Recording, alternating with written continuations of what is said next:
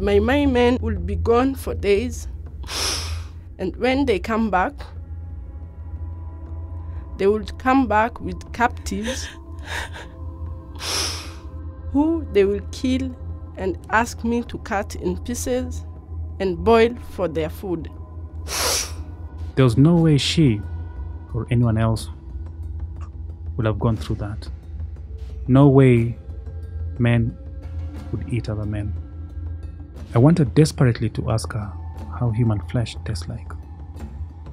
But how could I? How could you? How could I narrow down her suffering, her horror, to this mundane curiosity? She then tells me of weeks leading to Christmas with the militiamen. The men told me they will boil my child to celebrate Christmas.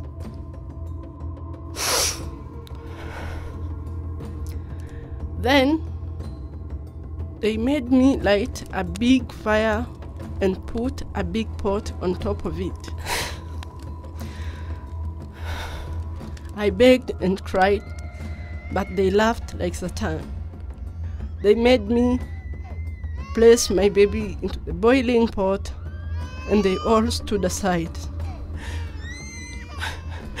As the water boiled on my baby, it was very painful, while she screamed her lungs out.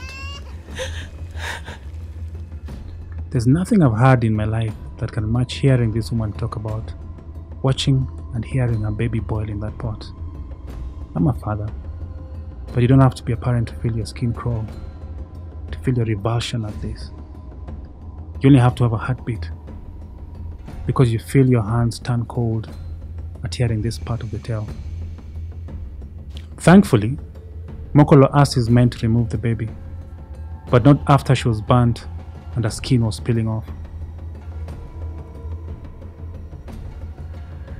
Of course, these memories made her break down. She cried silently, head bowed. I sat there balancing tears, and I waited for this moment to pass, but knowing it might never pass.